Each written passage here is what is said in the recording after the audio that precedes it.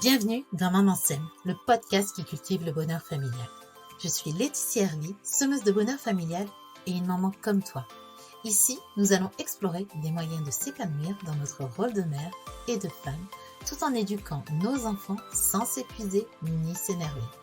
Chaque vendredi, seul ou avec mes invités expertes, nous aborderons ensemble une multitude de sujets, de la parentalité à la gestion de la charge mentale, de l'épanouissement à l'organisation, en passant par le développement personnel. Si tu recherches des astuces pour une parentalité heureuse, tu es au bon endroit. Alors, chère maman semeuse, installe-toi confortablement et prépare-toi à t'aimer pour semer. Bonjour, je suis très heureuse de te retrouver pour un nouvel épisode de Maman Sème, le presque dernier de 2023, parce que ça sera mon dernier en mode solo, et pendant les vacances, je t'ai préparé des petits épisodes courts. Les instants SEM, c'est les astuces des expertes que j'ai reçues dans Maman SEM qui vont te partager leurs conseils en tant que maman pour être un peu plus sereine, mieux organisée, pouvoir prendre soin d'elle. Tu verras, c'est des astuces vraiment pratico-pratiques et que tu vas pouvoir utiliser dans ton quotidien. J'aime beaucoup ces épisodes et puis j'en apprends énormément pour avoir des tips pour intégrer dans mon quotidien. Donc pour moi, ce sera le dernier épisode de l'année et j'avoue que je suis pas mal occupée en ce moment parce que il faut que je prépare les vacances et puis il faut aussi que je prépare Noël. Il y a pas mal de choses à préparer, donc c'est vrai que c'est une période qui est chargée pour pas mal de personnes. Donc j'imagine que tu me comprends bien. Et d'habitude, quand je fais un podcast, je prends le temps de faire le script et tout parce que j'ai tendance à partir un petit peu dans tous les sens. Et là, j'ai vraiment pas du tout eu le temps. Donc, je me suis dit, voilà, tu vas t'essayer un nouvel exercice que j'adore, soit dit en passant, le faire un peu plus en freestyle. Parce que ce que j'aime bien, en fait, c'est que je peux être moi-même et que je laisse aller mes pensées. Mais justement, j'ai tendance un petit peu à m'éparpiller. Donc, c'est pour ça que jusqu'à maintenant, je faisais des scripts. Là, j'ai pas du tout le temps. Donc, allez, on y va en mode freestyle, en mode, il y a juste des points, des bullet points que j'ai sur ma feuille, et puis on va improviser ensemble.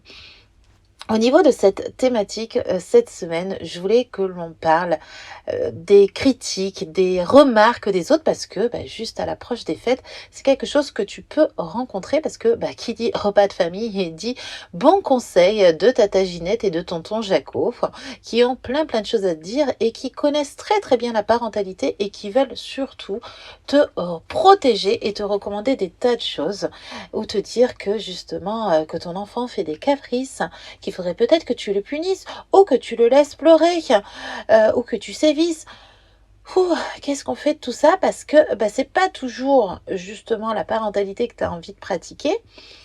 Et puis des fois, voilà, quand on peut te donner un petit peu des informations, qu'on peut te dire mais il fait des caprices, peut-être que tu peux être aussi déstabilisé en disant je sais pas, qu'est-ce que je fais bien? Est-ce que finalement, oui, le comportement de mon fils est un petit peu compliqué?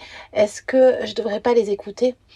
Alors, on va justement prendre le temps aujourd'hui, dans cet épisode, de préparer les fêtes pour que tu sois au top pour affronter les bons conseils de tata Ginette.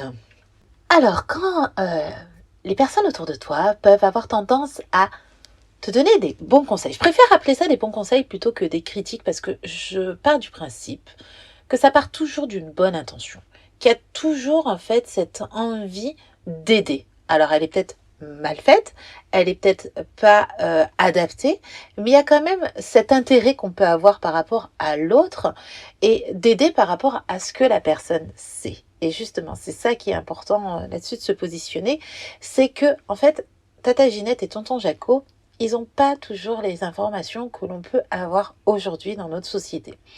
Il faut savoir qu'aujourd'hui, on a énormément d'informations sur l'enfant, sur son cerveau, sur son développement.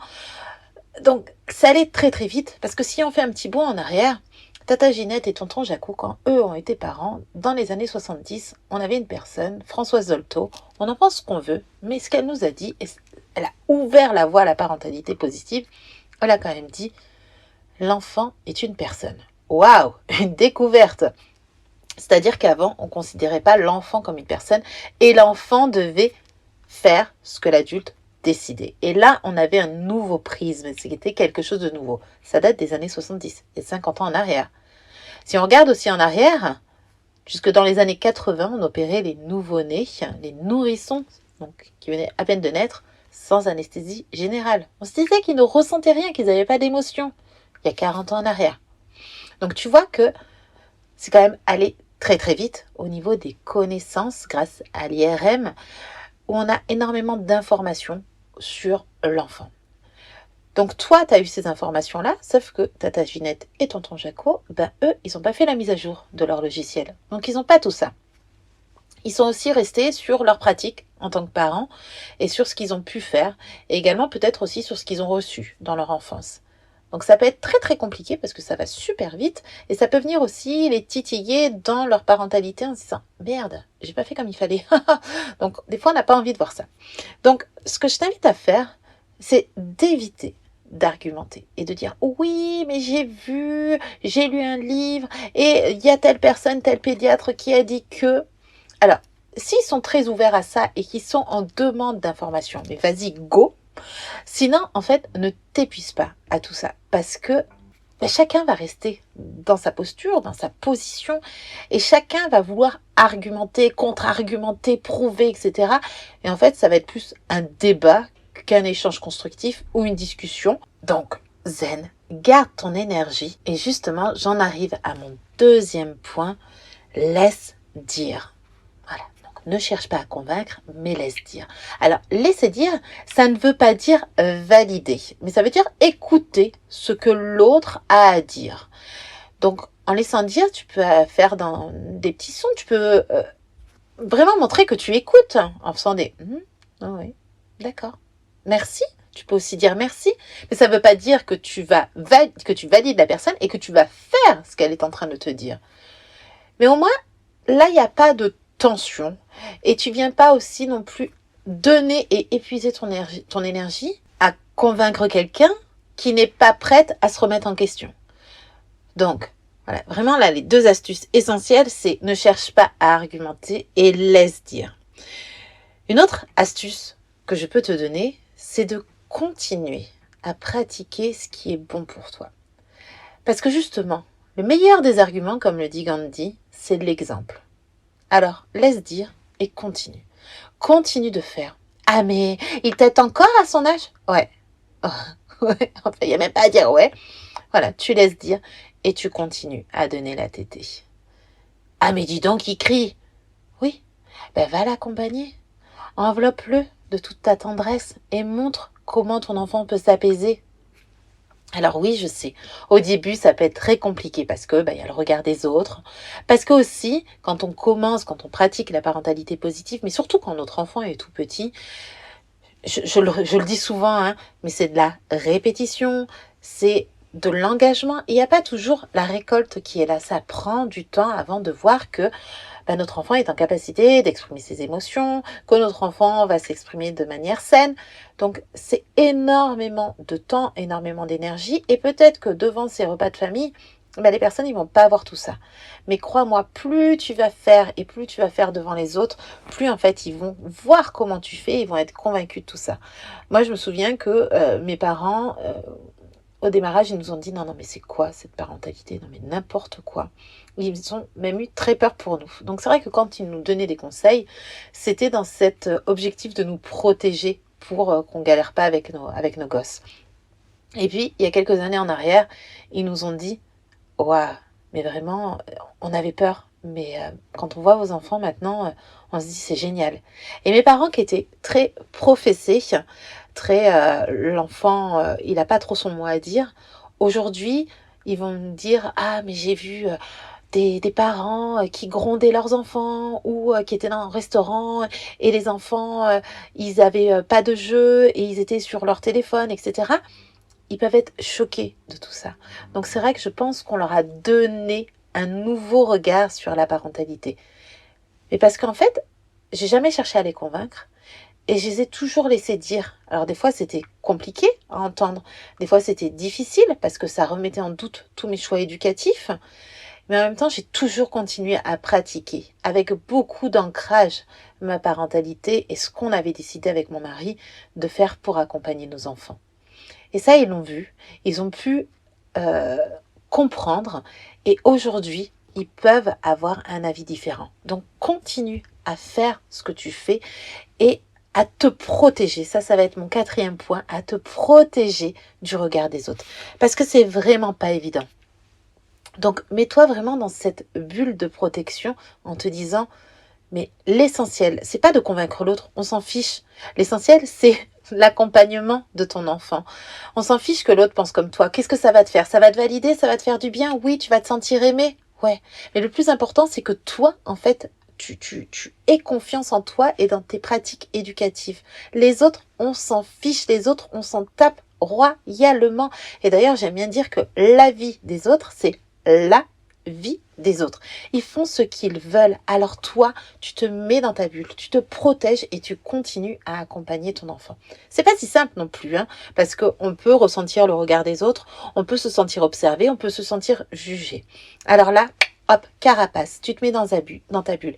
Et ce que j'aime proposer, et ce que je fais moi-même, c'est vraiment d'imaginer cette bulle qui va sortir de ton cœur, tu vois, un petit peu comme les bulles quand on souffle.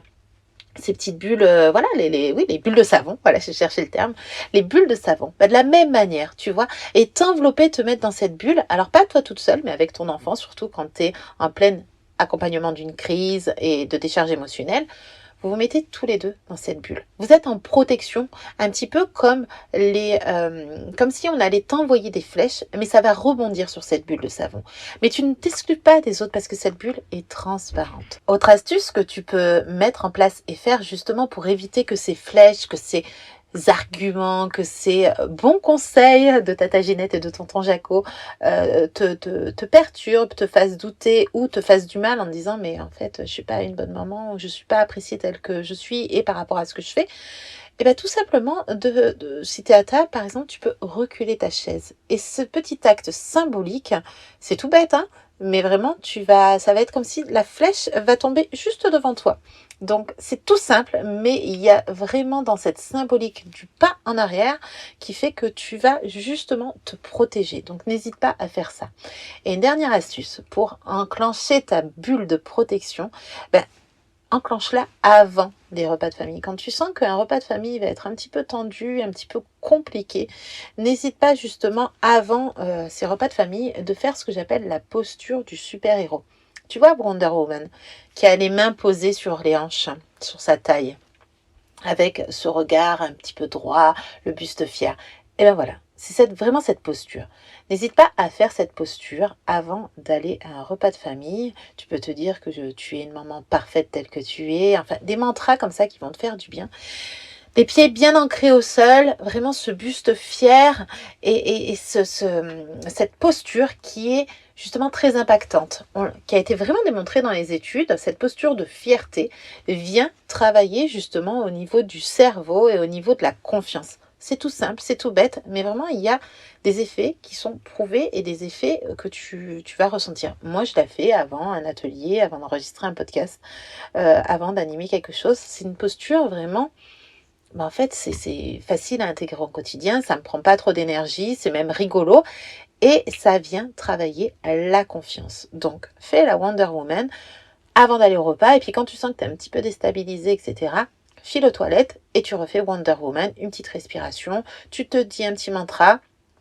Je suis une maman parfaite telle que je suis en accord avec mes pratiques éducatives, les autres pensent ce qu'ils veulent. Voilà, des petites phrases comme ça pour vraiment te redonner confiance et ne pas être déstabilisé, chamboulé, perturbé par les arguments des autres. Reviens-toi dans ton alignement et dans tout ce que tu veux pour ton enfant. Donc je résume ces 4 conseils qui j'espère t'aideront fortement pour passer des bonnes fêtes de fin d'année et des repas sans trop de débats avec juste l'accueil de tes pratiques éducatives. Donc ne cherche pas à argumenter, laisse dire, continue de pratiquer avec ton enfant, d'accompagner, de faire tes pratiques éducatives et enclenche ta bulle de protection. Donc voilà, 4 astuces très très simples, mais vraiment d'un pouvoir extrêmement puissant. Donc j'espère que ça t'a aidé. Donc comme je te l'ai dit, moi, voilà, petite pause de mon côté au niveau des épisodes solo de Maman Sème. Donc on a les épisodes L'Instant Sème qui seront pendant les vacances et on se retrouve en janvier avec des améliorations sur le podcast où les épisodes vont changer de date. On se retrouvera le lundi et le jeudi pour les épisodes expertes. Parce que ouais, ces épisodes, ils sont ultra intéressants, mais je le conçois, ils sont quand même super longs. Donc on fera en 2 parties. Le lundi, la première partie où du coup, ça sera les questions généralistes que j'ai posées à mon experte. Et la deuxième partie sera publiée le jeudi avec les questions des mamans de la tribu Maman Sème, mon groupe de mamans que j'accompagne en coaching, en mentoring.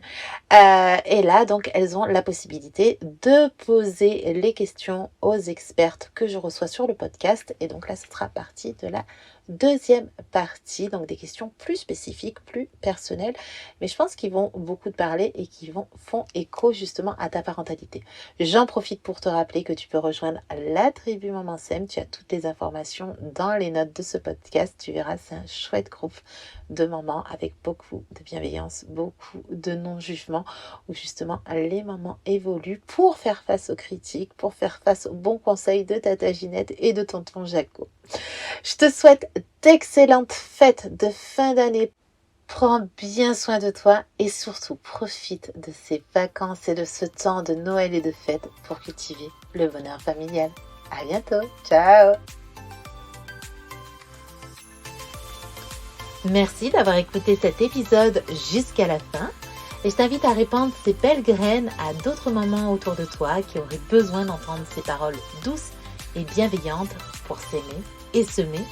Si ce podcast t'a plu, tu peux le soutenir en t'abonnant et en laissant une note et un commentaire. Et si tu as envie d'aller plus loin, tu peux rejoindre la tribu Maman Sème, un abonnement pour passer de la maman dépassée, surmonnée, fatiguée à la maman heureuse et épanouie. Tu trouveras toutes les informations dans les notes de ce podcast. À très bientôt!